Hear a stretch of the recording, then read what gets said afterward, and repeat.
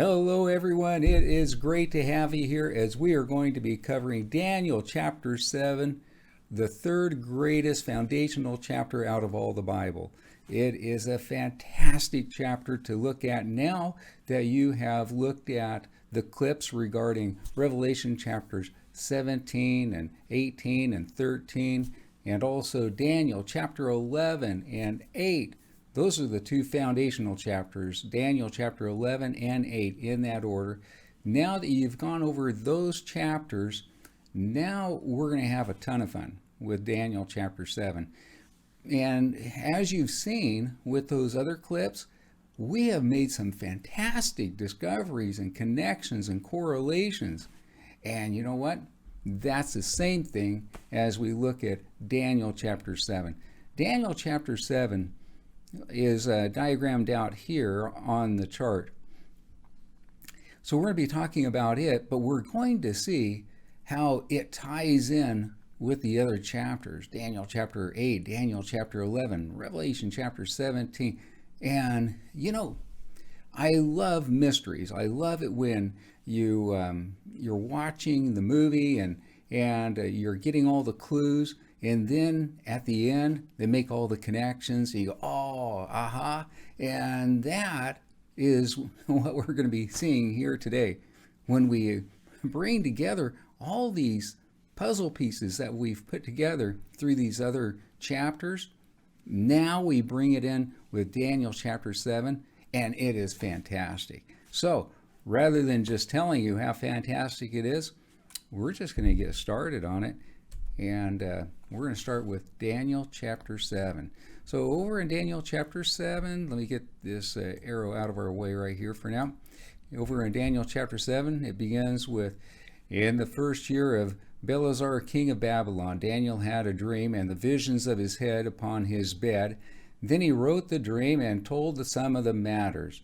Daniel spake and said, I saw in my vision by night, and behold, 4 winds of heaven strove upon the great sea, and 4 beasts came up from the sea, diverse from one another, from another. Okay, now, what is that talking about here? Thankfully, we get the answer in Daniel chapter 7. The angel tells Daniel what the meaning is. We're going to start with verse 15 over here. I, Daniel, was grieved in my spirit and in the midst of my body, and the vision of my head troubled me. I came near unto one of them that stood by, and asked him the truth of all this. So he told me, and made me know the interpretation of the things. These great beasts, which are 4 kings, which shall arise out of the earth. There we have it. We don't have to guess. We know that they're 4 kings. All right. So now let's go learn about these 4 kings. Go back over here to verse 4, and it says, And the first was like a lion, and had eagle's wings. And I beheld till the wings were plucked, and it was lifted up from the earth, and made to stand upon the feet as a man, and a man's heart was given to it. Now, to me, this is an interesting verse. I'm not seeing that this king is very threatening. In fact, he had his wings plucked from him. So, okay, let's see what else we can learn about the second king. And behold, another beast, a second like to a bear, and it raised itself up on one side, and it had 3 ribs in the mouth of it, between the teeth of it, and they said thus to it, Arise, devour much flesh. All right, the second king. He has my attention. It looks like he's going to kill a lot of people. So I want to know more about that king. And are you noticing that we're not being told what country they're from? All right, let's go to the third king, see what we can find out about the third king. And after this I beheld, and lo, another like a leopard, which had upon the back of it 4 wings of a fowl. The beast had also 4 heads, and dominion was given to it. All right, interesting description of the leopard king here. I don't know if I should be as scared of this king or not at this point. Dominion was given to it, so what does that mean? Is he going to expand his area? I don't know. But However, look at this fourth king here. After this I saw in the night visions, and behold, a fourth beast, dreadful and terrible, and strong exceedingly, and it had great iron teeth, and it devoured and brake in pieces, and stamped the residue with the feet of it, and it was diverse from all the beasts that were before it, and it had 10 horns. All right, the fourth king, he has my attention. I want to know about this fourth king. Dreadful, terrible. He is diverse from all the others. There's a big focus on this fourth king. Well, let's go ahead and continue on and just get a little bit better feel for the chapter here. In verse 8 we read, I considered the horns, and behold, there came up among them another little horn, before whom there were 3 of the first 3 horns plucked up by the roots. And behold, in this horn were eyes like the eyes of a man, and a mouth speaking great things. All right, so let's get a visual of this here. Over on the chart, as I diagrammed out Daniel chapter 7, okay, I put in here the 3 kings, and then the fourth king, dreadful and terrible. And then there's 10 horns. So after he's gone, there's going to be 10 horns, and 10 horns represent kings or presidents or leaders. And then 3 of these kings or leaders or presidents are going to be plucked up by a little horn. And this little horn has eyes like eyes of a man, and a mouth speaking great things. Okay, so that's what we've learned so far from Daniel chapter 7. Let's go ahead and continue on with Daniel chapter 7 and see what we can learn. In verse 9, I beheld till the thrones thereof were cast down, and the Ancient of Days did sit, whose garments were white as snow, and the hair of his head like the pure wool, and his throne was like the fiery flame, and his wheels as burning.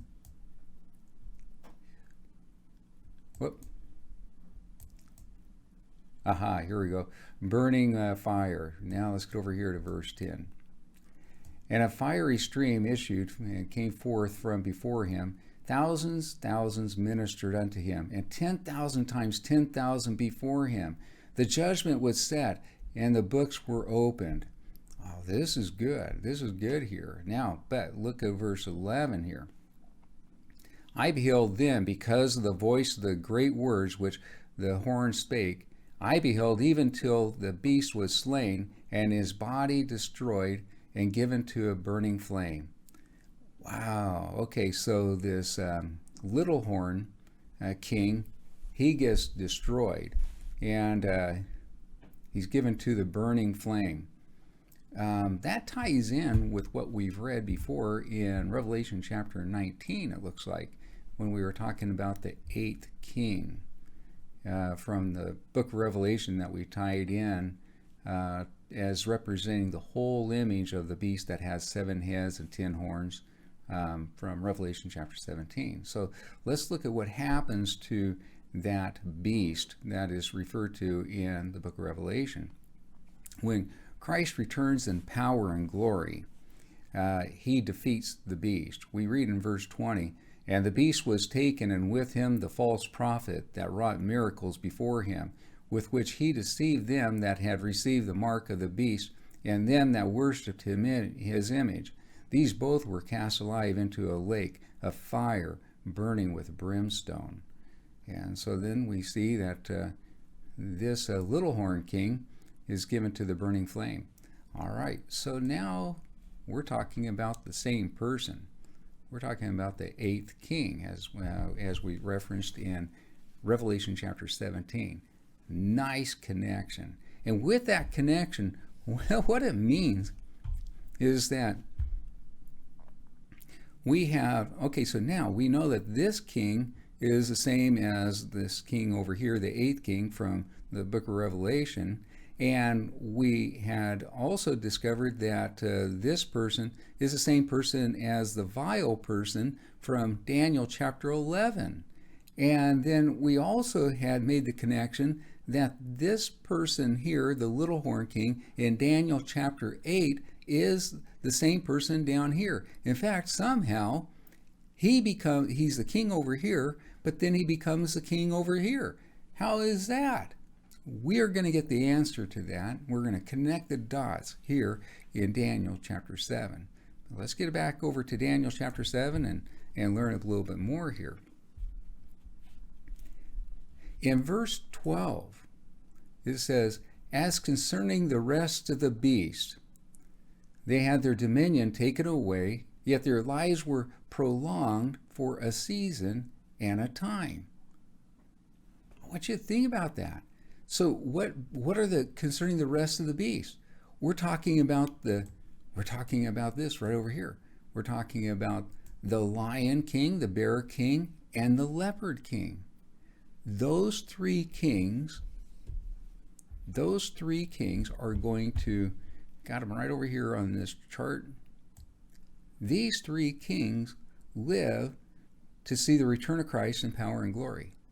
And when Christ comes back in power and glory, Christ removes these three kings from being kings, but he prolongs their lives. Fascinating. This is so fascinating here. So, the bear. What could the bear represent? Well, I've said, okay, the bear probably represents Russia, is my guess on it. And years ago, I was looking at Putin and saying, the Putin looks like he's the type of guy that he could go and devour much flesh. He could kill many people, it looks like. He's that type of person, I think. But I said, you know what? But their laws is that he can only be president for 2 terms. And the second term would expire in 2024. So I said, so unless the laws change, it's not going to be him. Well, back in July of 2020, it was voted that he can continue to run until 2036. He can be president until 2036 at this point here. So it sure does look like he is in the position to fulfill the prophecy of the bear king. The leopard king, I have wondered about this for many years, and I keep on thinking of China, how powerful China is, and I'm leaning towards that President Xi could be that person. The interesting thing is that they had laws too about how long a person could be president. Yet in 2018, they passed a law that makes it that they lifted the term limits, and he could be president for life. So again, he's in the position where he could fulfill that prophecy.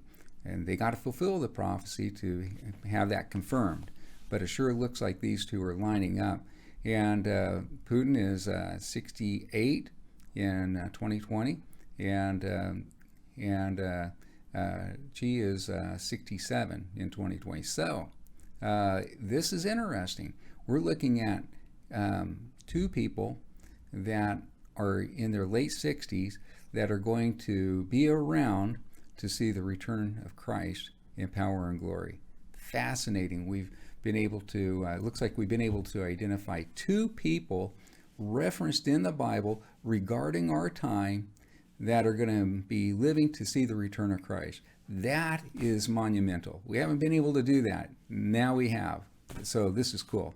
All right. Let's learn more from Daniel chapter 7. Okay, so now,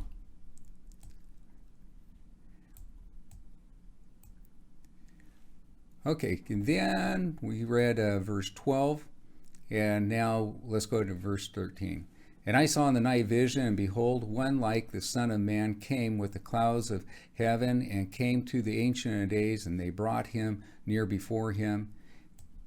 And there was given him dominion and glory and kingdom, and all people, nations, and languages should serve him. His dominion is an everlasting dominion which shall not pass away, and his kingdom that which shall not be destroyed." Of course, this is talking about the return of Christ in power and glory. And I, Daniel, was grieved in my spirit in the midst of my body, and the visions of my head troubled me. And I came near unto one of them that stood by and asked him the truth of all this. So he told me and made me know the interpretation of the things. These great beasts, which are four kings, which shall arise out of the earth. But the saints of the Most High shall take the kingdom and possess the kingdom forever, even forever and ever. Then I would know the truth of the fourth beast, which was diverse from all the others, exceedingly dreadful, whose teeth were of iron, and his nails of brass, which devoured and brake in pieces, and stamped the residue with his feet. So we're talking about the fourth king here. And of the 10 horns that were in his head, and of the other which came up, and before whom 3 fell, even of that horn that had eyes and a mouth that spake great things, whose stout was more stout than his fellows. And I beheld, and the same horn made war with the saints, and prevailed against them. All right, so this is getting my attention here. It's that little horn king. It's the time when that little horn king is in power. During that time that the little horn king is in power is where we really need to be paying attention to him as far as for the safety of the saints. That it says that he's going to make war with the saints over here, and he's going to prevail against them. Now the question is that saints all around the world, or is it the saints more around the Middle East area? I'm tending to think that it's going to be more around the Middle East area. But let's go ahead and get more information from Daniel chapter 7 here. Until the Ancient of Days came, and judgment was given to the saints of the Most High, and the time came that the saints possessed the kingdom. Thus he said, the fourth beast shall be the fourth kingdom upon the earth, which shall be diverse from all kingdoms, and shall devour the whole earth, and shall tread it down and break it in pieces. So this fourth beast is the fourth kingdom. So now a kingdom can have many kings, but a king only has his one life. And we got to make sure that we get that distinction and keep that distinction clear as we're reading about who does what. So now we're talking about the fourth beast is the fourth kingdom. But we did know that the fourth beast was a king. And so now let's see what happens. And the 10 horns out of this kingdom are 10 kings that shall arise, and another shall arise after them, and he shall be diverse from the first, and he shall subdue 3 kings. So now we got these other 10 kings which come out of this one kingdom. And out of the 10 kings that come out of that one kingdom, there's going to be 3 of the kings that are going to be subdued. And now let's look at verse 25. It's this other king that comes up. That what does he do? Verse 25. And he shall speak great words against the Most High, and shall wear out the saints of the Most High, and think to change times and laws, and they shall be given into his hand until a time and times, and the dividing of times. But the judgment shall sit, and they shall take away his dominion, to consume and to destroy it unto the end. And the kingdom and dominion and the greatness of the kingdom of under the whole earth shall be given to the people of the saints of the Most High, whose kingdom is an everlasting kingdom, and all dominions shall serve and obey him. Hitherto is the end of the matter. As for me, Daniel, my cogitation much troubled me, and my countenance changed in me, but I kept the matter in my heart. All right, so we've read Daniel chapter 7. Let's go ahead and start making some connections here. So we know that this is leading up. Daniel chapter 7 starts off talking about these four kings, and we know that it ends with the return of Christ in power and glory. So this that helps us out here. So you got these four kings, and then these three kings are going to live to see the return of Christ in power and glory. This king, when something happens to him, then his kingdom gets splits up into 10 kingdoms, and then somehow 3 kings get killed by this little horn king. And this little horn king goes to fight against Christ when Christ comes back in power and glory. So does this king, so does this king over here. So we've made the connect, and so does this one over here.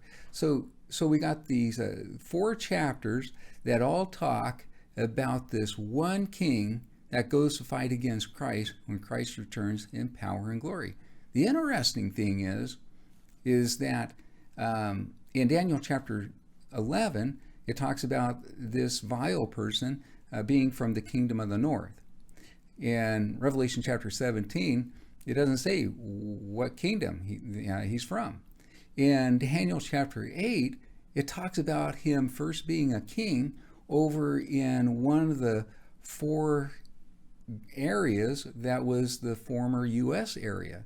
So we read in Daniel chapter 8 that the United States is going to split up into 4 areas, and he is a king from one of those 4 areas. Now, he's not one of the initial 4 kings. So coming up, the United States gets split up into 4, and there's going to be those 4 leaders, but he's not one of those 4 initial leaders. He becomes a leader afterwards, later on. And then over in Daniel chapter 7 doesn't tell us what kingdoms, what countries any of these people are. Now we're going to be able to start to make some connections, some big connections, because we now know that this little horn king, he is from the kingdom of the north. So now we know that he's from the kingdom of the north, but we also know that he is first a king over in one of the 4 Grecia areas. How does the king from one of the 4 Grecia, one of the 4 U.S. areas, when it gets split up, how does a person from one of the former U.S. areas end up being the king over in the kingdom of the north, over in the Middle East? We got to make that connection. And now we can. What we find out is that these 3 kings get killed. Well, we know that the 7th king gets killed also. So we now make a connection. Okay, this 7th king is one of the 3 kings that get killed over here. And now we know that it's by this little horn king that is a king in one of the 4 U.S. areas, former U.S. areas, that will go down and he'll kill 3 of these kings, one of them being this one here, and then he'll become the 4th king over here. Fantastic connection. How does that happen? Why does it happen? We got to connect the dots. We got to connect the dots. And to help us do that, let's go ahead and I want to take a look at Daniel chapter 11. It's talking about the 2nd king of the north over here in verse 19. So the 2nd king of the north is this king here. And now we're going to be reading that this king, something happens to him, and then you have this king, the raiser of taxes person that steps in, and then after a few days he gets killed by this person here. So now let's go ahead and just read about that real quick. And we're going to make a fantastic connection with this and also with Revelation chapter 17. So take a look at this here. This is talking about the 2nd king of the north. And he shall turn his face towards the ford of his own land, but he shall stumble and fall and not be found. And so now we have the next king stepping up, which is the third king of the kingdom of the north, or the seventh king in the book of Revelation, that shall continue for a short space. Then shall stand up in his estate a raiser of taxes in the glory of the kingdom, but within few days he shall be destroyed, neither in anger nor in battle. So if he's not destroyed by anger or battle, how is he killed? Let's take a look over here. I like reading verse 22 first.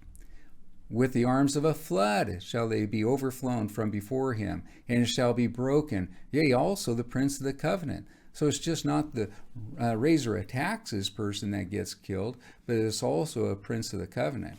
Now, look at verse 21. And in his estate shall stand up a vile person, to whom they shall not give the honor of the kingdom, but he shall come in peaceably, and obtain the kingdom by flatteries. Boy, doesn't that sound like something that Satan would do? Someone that has that type of demeanor, like Satan. Okay, so let's make a connection over here. So now we know that that with an arms of a flood, they're going to come over and kill this king here, and the prince of the covenant also, and then he's going to come in peaceably and take over the kingdom, even though the people of the kingdom of the north don't give him the honor of being king. He is still going to be the king. So he was a king, and then he's not given the honor of being the king, and yet he is. All right, keep that in mind as we now go over to Revelation chapter 17. We had read that John had seen a beast that has 7 heads and 10 horns. And we had also read about a woman that rides upon this beast that has 7 heads and 10 horns. And in verse 7, the angel says, well, I'm going to tell you what all this means. So let's pick it up on verse 7. And the angel said unto me, wherefore dost thou marvel? I will tell thee the mystery of the woman and of the beast that carrieth her, which hath 7 heads and 10 horns. The beast which thou sawest was and is not, and shall ascend out of the bottomless pit, and go into perdition, and they that dwell on the earth shall wander, whose names were not written in the book of life from the foundation of the world, when they behold the beast that was and is not, and yet is. And we're going, wow, was and is not, and yet is. What does that mean? Well, let's keep on reading here. And here is a mind that hath wisdom. The 7 heads are 7 mountains on which the woman sitteth. Well, let's look at verse 18. And the woman which thou sawest is that great city, which reigneth over the kings of the earth. So on the chart, we have this city over here. And the city sits on 7 mountains. So we have that there. Let's find out now more about the 7 heads as well. So the 7 heads represent 2 things. They represent 7 mountains, and they represent 7 kings. Let's read more about it over here in verse 10. And there are 7 kings. 5 are fallen, and 1 is, and the other is not yet come. And when he cometh, he must continue a short space. And the beast that was and is not, even he is the 8th. The 8th what? They were just talking about kings. We just made a huge connection. The 8th king that was and is not and yet is, it's the 8th king. And how is he a king that was and is not and yet is? Wow. Look at that. Go right back over to Daniel chapter 7, Daniel chapter 11, and here we read about this vile person that comes in with the arms of a flood. Where does he get his arms? Where does he get his people? He was a king over at another place, and he takes over. He kills the raiser of taxes person, and then he tells the people, hey, this everything's okay here. Don't worry about it. There's nothing to see. I'm just going to take over.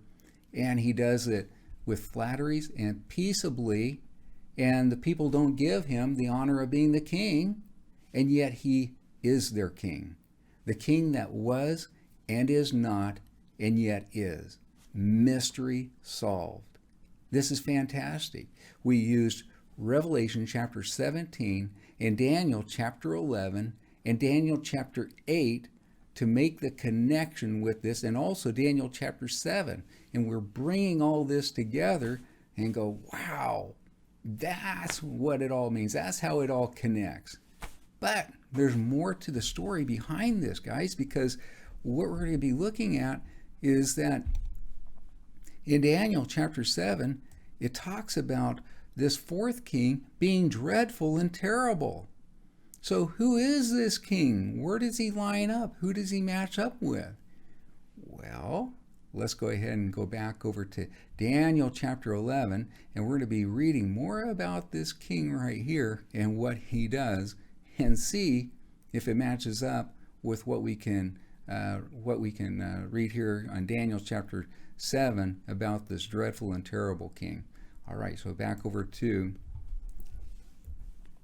Daniel chapter 11. So in Daniel chapter 11,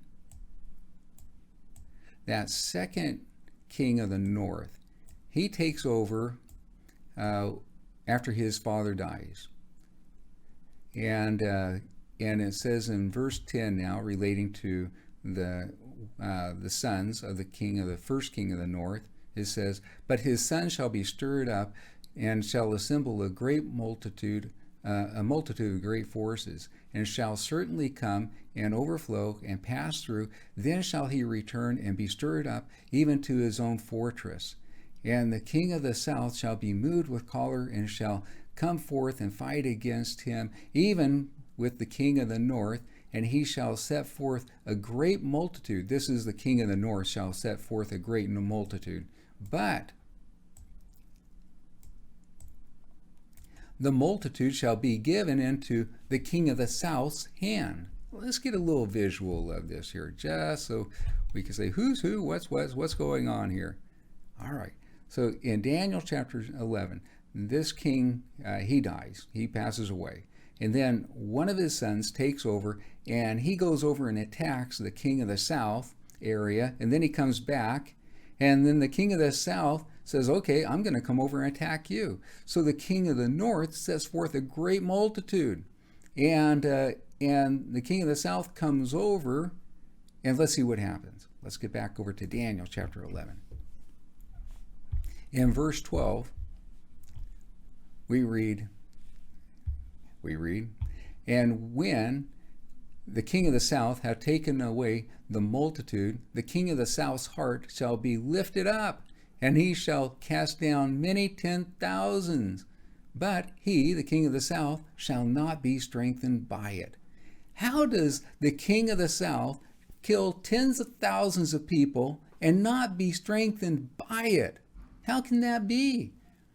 We are going to connect the dots. Verse 13. Verse 13, what it says is, "For the king of the north shall return, and shall set forth a multitude greater than the former, and shall certainly come after certain years, with a great army and with much riches."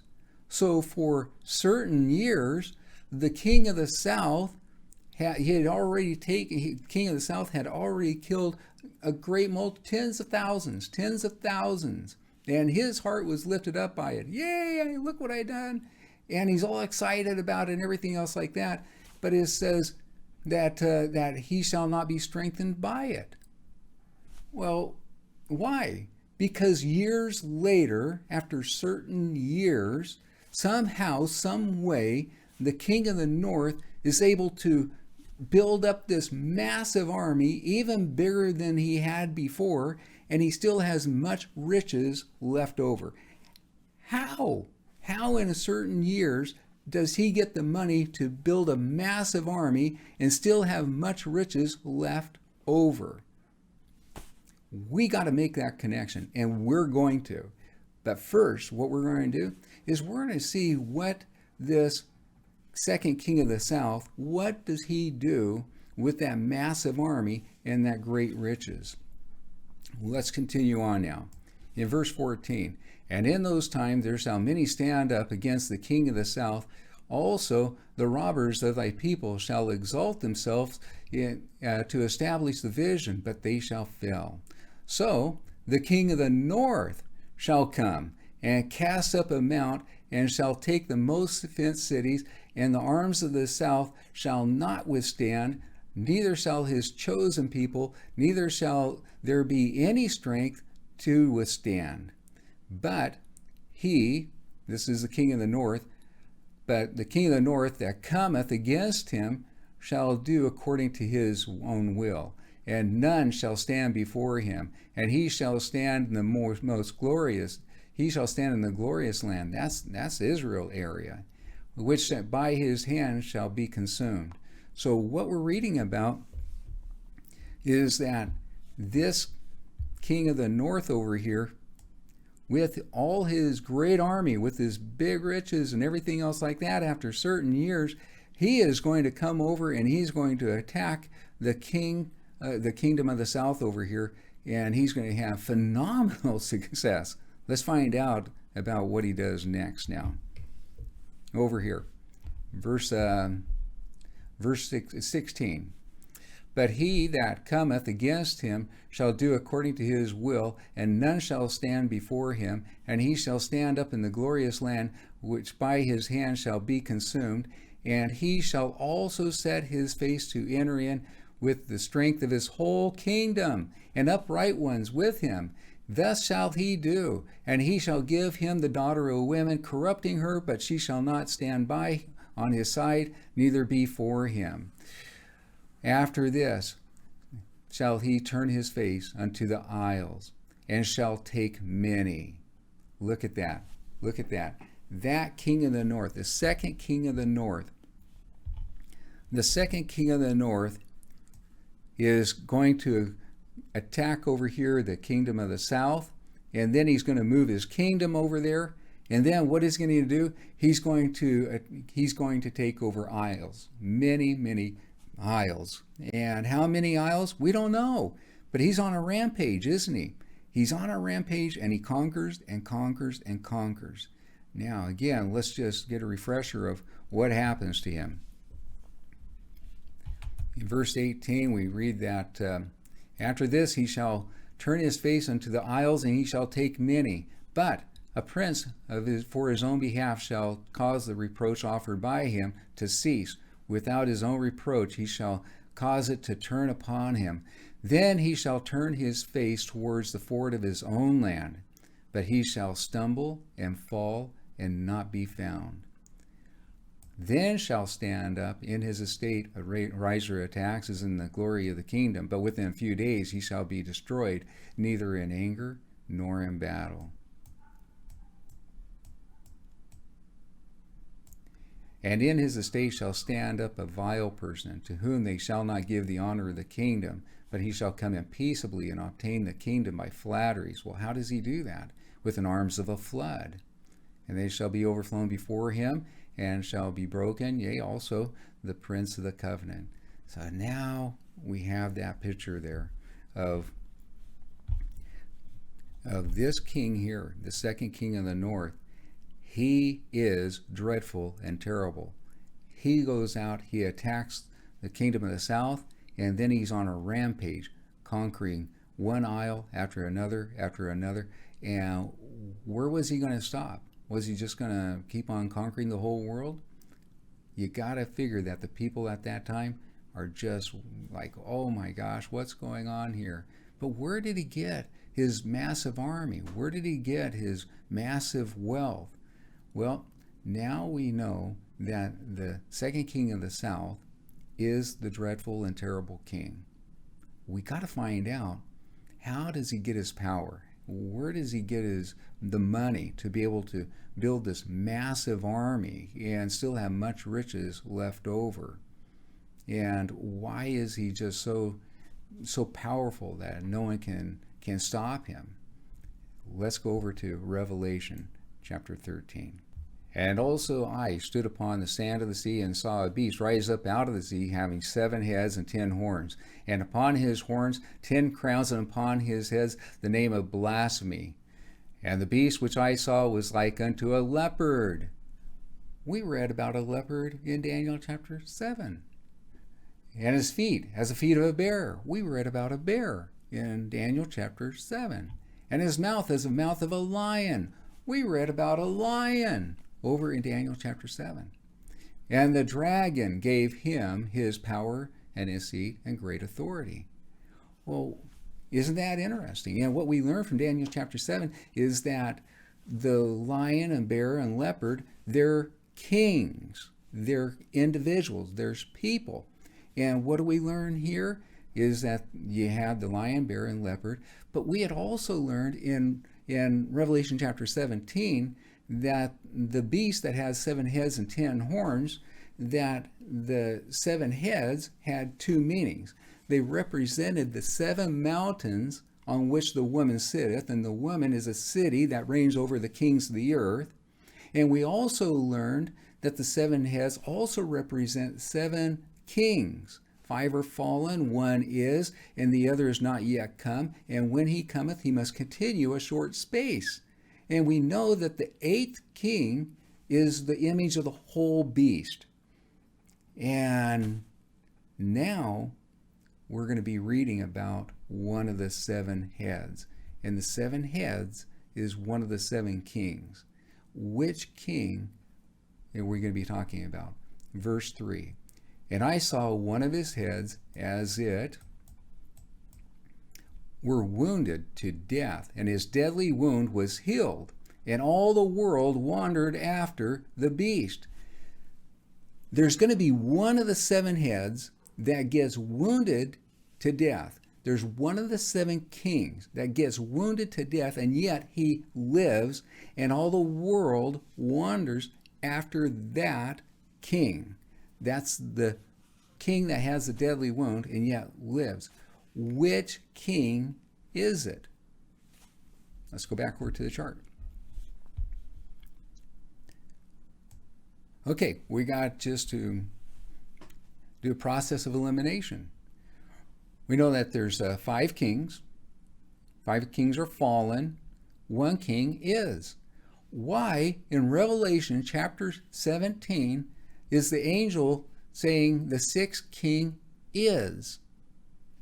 And the 7th is not yet come, and when he cometh, he must continue a short space. So it has to be one of these 7 kings here. It can't be any of the first 4 kings, because the first 4 kings, well, the 4th king is Ayatollah Khomeini over in Iran. He's in his 80s. The world isn't going to all worship and follow after him. And he hasn't gotten hurt, and he hasn't had a deadly wound and got healed. It's not him. It can't be this king over here either. It's not described that way in Daniel chapter 11. Okay, so let me go ahead and just show Daniel chapter 11. All right. So after the 4th king is gone, then his kingdom gets split up into a kingdom of the south and a kingdom of the north. Let's just read about it here for a second. And the kingdom of the south shall be strong, and one of his prince, and he shall be strong above him, and have dominion, and his dominion shall be a great dominion. And in the end of years they shall join themselves together, for the king's daughter of the south shall come to the king of the north to make an agreement. But she shall not retain the power of the arm, neither shall he stand, nor his arm, but she shall be given up, and they that brought her, and he that begat her, and he that strengthened her at these times. Well, let's get back over here to the chart. What we read is that when this king is gone, Ayatollah Khomeini, his kingdom is split up into a kingdom of the north and a kingdom of the south. And at the end of the years, the king of the south is going to send his daughter over to make an agreement with the king of the north, but the king of the north is going to kill the daughter and those that brought her, and those that begat, and he that begat her, which is the king of the south. And so that's what he does. He kills them, okay? But let's see what happens after that. After that, what we're going to be reading is that there's going to be a new king of the south. And that king of the south is going to go over and attack this king here and take away vessels of silver and gold and their gods and their princes. So let's take a look at it. Daniel chapter 11 now. All right. But out of her roots shall one stand up in his estate, this in the kingdom of the south, which shall come with an army, and shall enter into the fortress of the king of the south, of the north, and shall deal against them and prevail. And also shall carry captive into Egypt their gods and their princes and their precious vessels of silver and gold, and he shall continue more years than the king of the north. So now, going back over to the chart, what we read is that this king of the north, he has his vessels of silver and gold taken by the king of the south over here. So he is not dreadful and terrible. He is not. He did not get wounded and healed by any indication. All the world is not going to wander after this king here. And so it's interesting that the angel told Daniel that 5 kings are fallen, 5 are fallen. And then he says one is. Why did he say one is? Because as we're reading in Revelation chapter 13, that they're going to be focusing in on the king that had a deadly wound and yet lived. It's this king here. Is there any indication that this king could have been in a battle when he could have gotten hurt? Again, going back over to Daniel chapter 11. In Daniel chapter 11, we had read that this king of the south, in verse 11, and the king of the south shall be moved with choler, and shall come forth to fight with him, even the king of the north, the second king of the north, and he shall set forth, the king of the north shall set forth a great multitude, but the multitude shall be given into the king of the south's hand.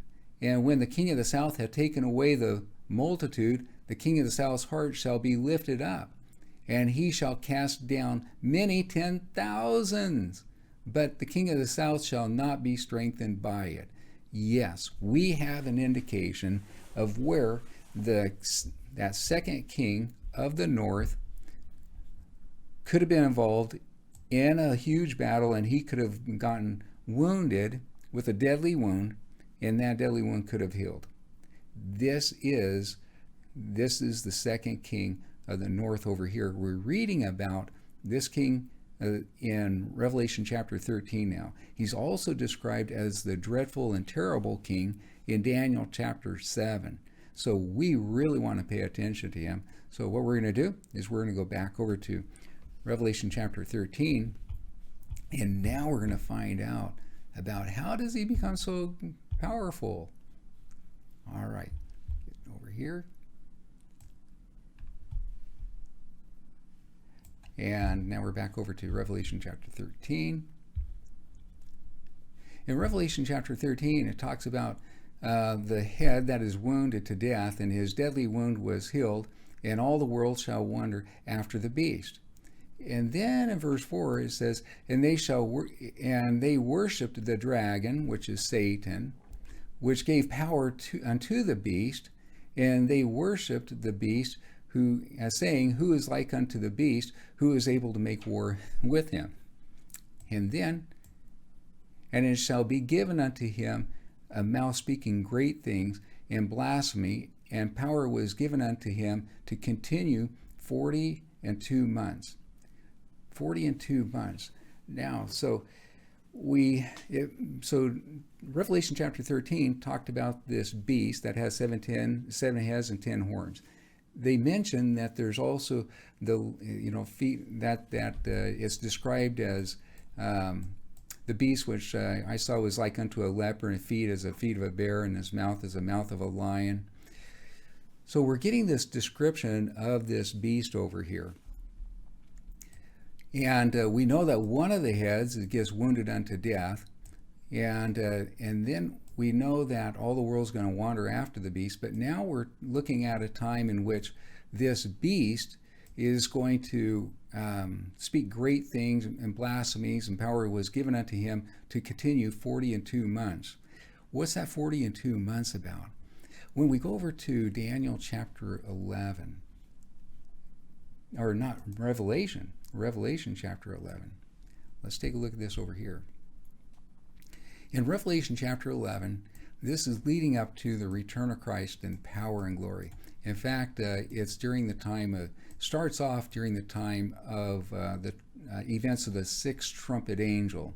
And we know that because over here in verse 15, it says, the second woe is past, and behold, the third woe cometh quickly. And the first woe is the fifth trumpet angel. The second woe is the sixth trumpet angel. And the third woe is the seventh trumpet angel. And in verse 15 it says, and the seventh trumpet angel sounded. So we know that verse 15 on is beginning to talk about the seventh sounding of the seventh trumpet angel time period. So verse 1 is talking about during the time of the sixth trumpet angel time, which is leading up to the return of Christ in power and glory. And what we read here is that then there was given me, this is John, a reed like unto a rod. And the angel stood, saying, rise and measure the temple of God and the altar, and them that worship therein. But the courts which is without the temple leave out, and measure it not, for it is given unto the Gentiles, and the holy city shall they tread underfoot 40 and 2 months.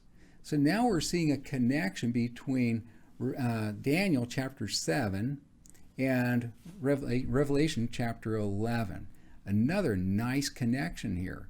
And we know that the time that it's talking about is the last 42 months leading up to the return of Christ in power and glory.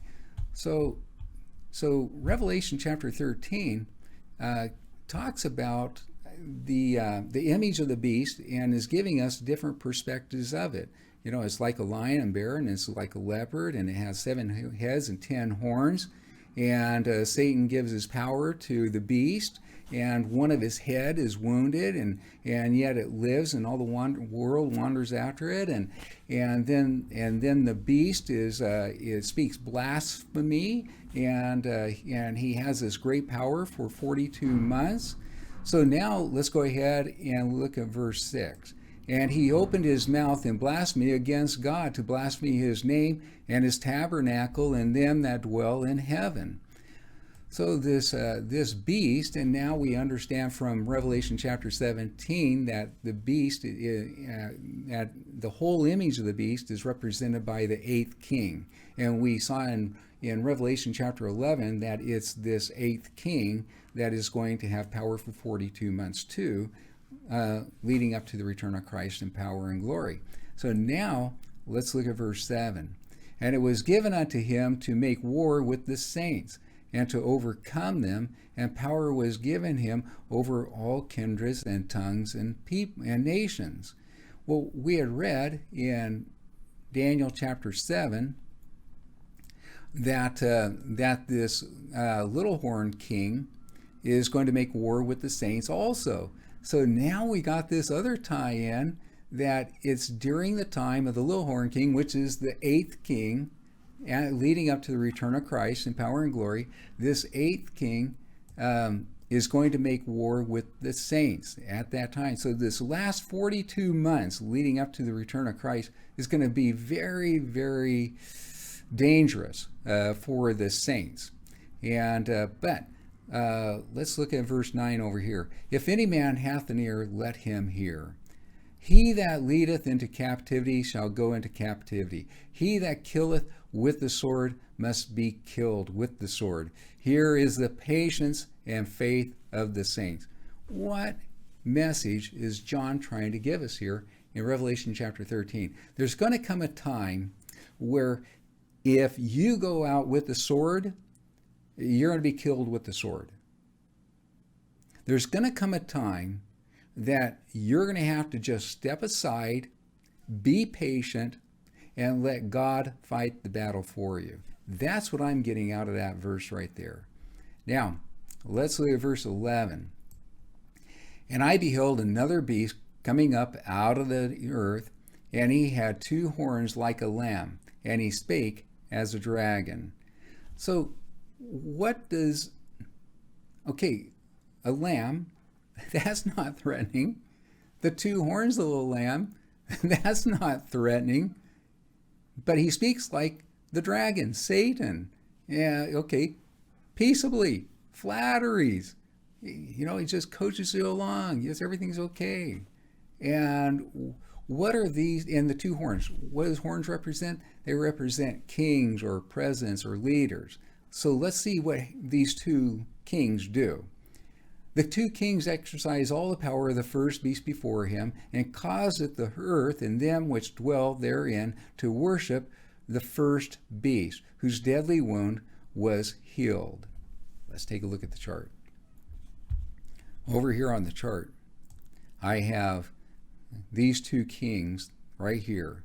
These two kings are going to be the ones that are going to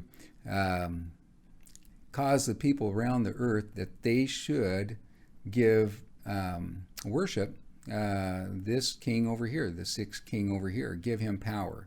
Why? How come? Why? This guy ends up going and attacking and conquering many isles. Why is this person, why are they saying trust this person? Let's get more insight. Get this right over here.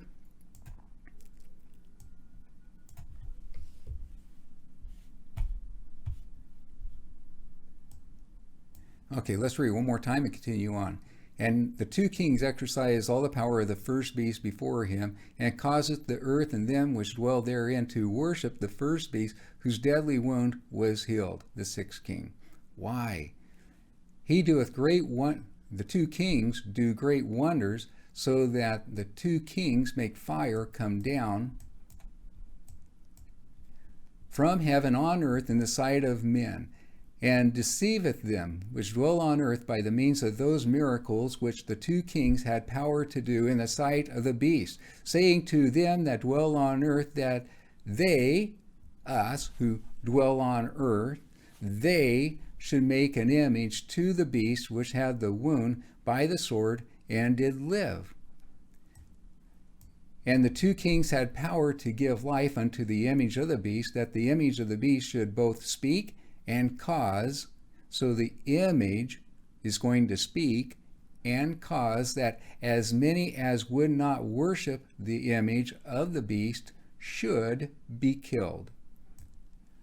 And the two kings causeth all, both small and great, rich and poor, free and bond, to receive the mark in their right hand or in their forehead, that no man might buy or sell, save he that hath the mark or the name of the beast or the number of his name. Here is wisdom. Let him that hath understanding count the number of the beast, for it is the number of a man, and his number is 666. All right. So what we're learning is that this is the setup of the worldwide monetary system, the mark of the beast. And it is set up during the time of the sixth king, which is also the second king of the north, and after he had received a deadly wound, and yet he lived. So why would people say, okay, we can trust him? Well, I'm thinking what's going on is that he was wounded to death, and yet he lived, and now he is personifying himself as, okay, guys, I blew it. I was out there, I was warring and everything else like that, but I can see that war is horrible, and I want there to be world peace. And so what I want to do is I want us to have this one monetary system, and I'll control it, and I'll make it so that we can't have any more wars, because if anybody starts to attack another country, I can just press a button and we can shut that country down. I can shut down any individual. So I can prevent anyone from going out and attacking anybody else. Somehow, he has these two kings that go around the world and convincing the world that they, the people of the world, should make this worldwide monetary system, and that this king is going to control it. Fascinating. So, what event happens to where we need this worldwide monetary system? In the coming clip on Revelation chapter 6, it's going to be about the sixth seal event. The sixth seal event is the worst worldwide catastrophic event since the flood of Noah's time. It is asteroids or meteorites or something that by the hundreds are going to impact Earth so violently that John says that every mountain and island are going to be moved out of their place. You can imagine the tsunamis, the tidal waves that's going to cause. And that event is going to be coming up around 2029 to 2032 is my guess on that. And so it's after that event, after this huge destruction, that the world needs to pick itself up. And to do that, then what they're going to do is that these two kings, they're going to convince these three kings and other kings to be in leadership positions in the new monetary system. But this king is going to maintain the ultimate control of it at the beginning. And so with that, somehow they convince all the world to do it. And so you can see that if this is China, well, that's billions of people, and then these other countries, and there's more people there. And then this person is Muslim, and so you got a couple billion people there. So you can see how they can garner the support of various people around the world, saying, okay, let's go ahead and build this monetary system over here. So then, so now we can see how this king over here, in one of the 4 U.S. former areas, he is one of the 2 horns of the another beast that we read about in Revelation chapter 13. He and another king are the ones that go around convincing the world that they, the people around the world, should build this monetary system to where this king is going to have the vast control over it, but these other people are going to be in leadership positions as well. And so the other thing I want to bring up about this is that this monetary system, it's evil. We don't want to have any part of it. We got to take a look now and say, are we in an area that later on is going to be an area which is going to accept the evil monetary system? Because if we're in one of those areas, and that area has the law that if you aren't compliant with it, then what we read in Revelation chapter 13, verse 15, and the 2 kings had power to give life unto the image of the beast, and the image of the beast should both speak and cause that as many as would not worship the image of the beast should be killed. So this worldwide monetary system, its capabilities is to be able to determine who's being compliant and who's not being compliant. And if you're not being compliant, it's able to say, okay, that person's not being compliant, and therefore they should be killed. Do you see how that's playing out now? Fascinating to see this connection here in Revelation chapter 13. And so I think we covered a lot of great area over here, but I want to bring in one more tie-in. Over here in Daniel chapter 8, it says in verse 8, "Therefore the he-goat waxed very great, and when he was strong, the great horn was broken, and for it came up four notable ones towards the four winds of heaven." And again, we have made the connection that here we have the he-goat over here with the notable horn, and that it represents the leader of the United States, which I'm saying Trump, and after he's gone, then the country gets splits up into four, and then out of one of the four comes a little horn. And let's just read a little bit more about that there.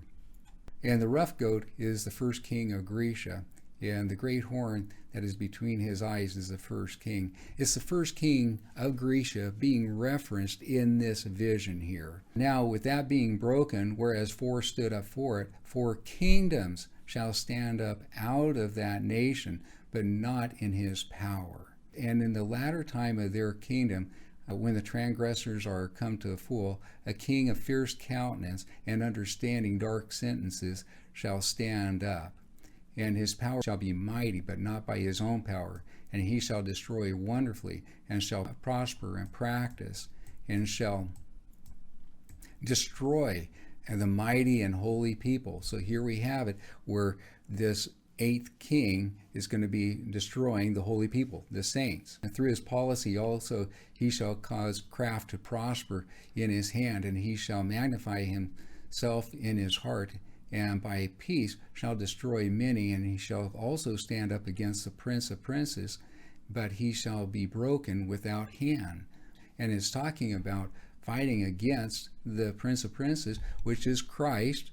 And when Christ comes back in power and glory, we read how the eighth king, or in this case, the little horn king, is going to be destroyed, cast into a lake of fire or brimstone. All right, so wanted to bring in Daniel chapter 8 because what we're looking at over here on the chart is that in Daniel chapter 8, it does begin to be fulfilled around our time here. And it ends with a king that goes to fight against Christ when Christ returns in power and glory, and that king gets defeated. And so now we can just see that this king here in Daniel chapter 8 is absolutely the same king as referenced in Daniel chapter 7 as the little horn king, in Revelation chapter 8:17 as the eighth beast, the eighth king, and also the fourth king of the kingdom of the north, the vile person king over here. Fantastic connection that we've been able to make here, guys. This chapter, chapter 7, we just don't see how significant it is unless we bring in the connections and correlations from other chapters. We've tied in Daniel chapter 8, Daniel chapter 11, Daniel chapter 12. We've also tied in Revelation chapters 11 and 13 and 17 and 19. And it is just fantastic to see how it all comes together. So now, what I really encourage you to do is go over to and watch that clip on Revelation chapter 6 and learn about that sixth seal event, the worst catastrophic event since the flood of Noah's time. And with that insight, then when you go and watch the shows, you'll have all the pieces to really be able to enjoy the conversation as we look to see what can we do to make that great, bright future leading up to the return of Christ. And what we learned is that the last few years leading up to the return of Christ is going to be tough. It's going to be tough for the saints. But I feel like that's going to be more over in the Middle East area. And we have a long time before we really find out.